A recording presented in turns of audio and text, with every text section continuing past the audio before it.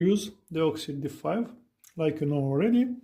So I just put down the handle, and after that I will have exposed some of the contacts, and I will put 2-3 strokes inside exactly on the pins, and after that I'm playing with the button at least 20-30 times. You can play longer, it will be better for your contacts. And I will do like that for all of them. I will do